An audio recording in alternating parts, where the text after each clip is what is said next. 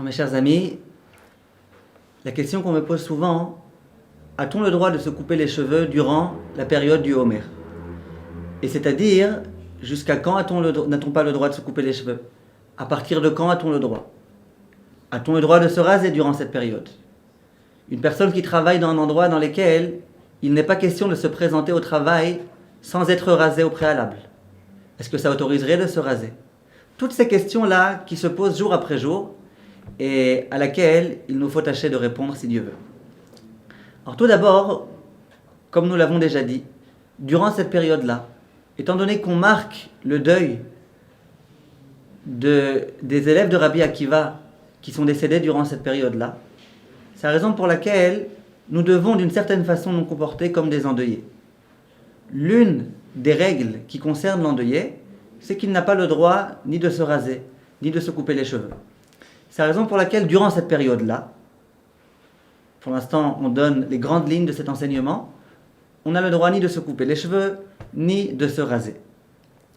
Jusqu'à quand cette interdiction est-elle en vigueur? Nos maîtres nous disent jusqu'au 34e jour du Homer. Parce qu'on sait que les élèves de Rabbi Akiva qui sont décédés jour après jour, ce fléau-là les a tués jusqu'au 34e jour. Depuis le 34e jour, ils ont arrêté de disparaître et de mourir. Donc à partir de ce jour-là, on considère que la période de deuil est achevée. Le 33e jour au soir, il y a certains décisionnaires qui autorisent de se raser, pas tous. Donc on attend le 34e jour au matin. Il est d'emblée important de préciser que l'opinion des kabbalistes est que pendant toute la période, du Homer, c'est-à-dire jusqu'à la veille de Shavuot, il n'est pas question de se raser. Ceux qui font tout selon la Kabbalah feront bien de le faire là aussi, mais ceux qui se contentent de respecter la halakha telle qu'elle est, peuvent donc se raser ou se couper les cheveux le 34e jour. Évidemment, avec des rasoirs qui sont autorisés par la halakha, ce n'est pas notre sujet à présent. Les femmes ont-elles le droit de se couper les cheveux? Le Rav Ovadia dit un grand chidouche, une grande nouveauté dans la halakha, et il dit que les femmes ont le droit de se couper les cheveux. Il dit que c'est que les hommes qui sont inclus dans cette interdiction et pas les femmes. Il le prouve des lois qui concernent le deuil, dans lesquelles on voit que les lois de deuil concernant le fait de se couper les cheveux des femmes est beaucoup moins sévère que celui qui concerne les hommes. Et donc, il autorise. Pas mal d'autres décisionnaires interdisent cette chose-là. Dans tous les cas, en cas de nécessité. Comme par exemple une femme qui a des cheveux qui sortent de son couvre-chef. Et donc, pour des raisons de pudeur, souhaite les couper.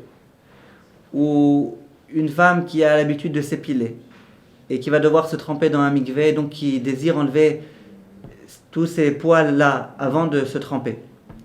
Ou alors une jeune fille qui va rencontrer un jeune homme et qui aimerait lui plaire.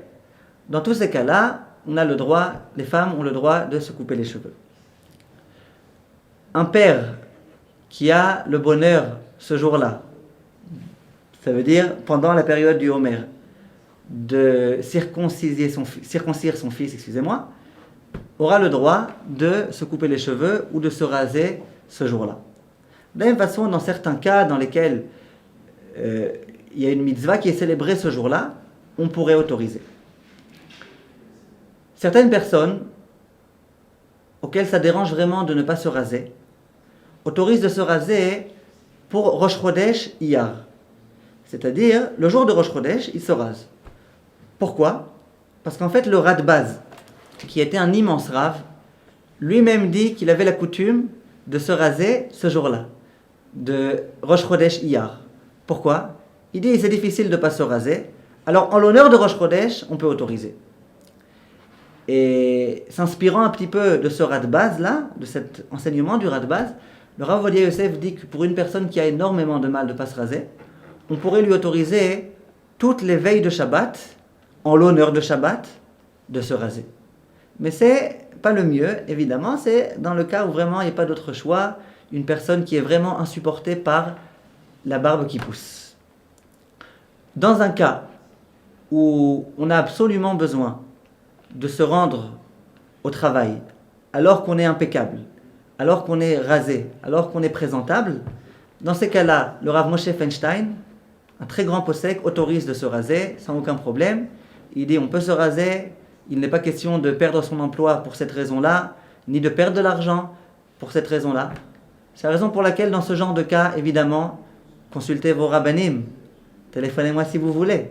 Il vaut mieux toujours avoir l'accord d'un Rav, parce que ces halachot-là dépendent énormément du cas par cas, d'énormément de facteurs qui entrent en jeu.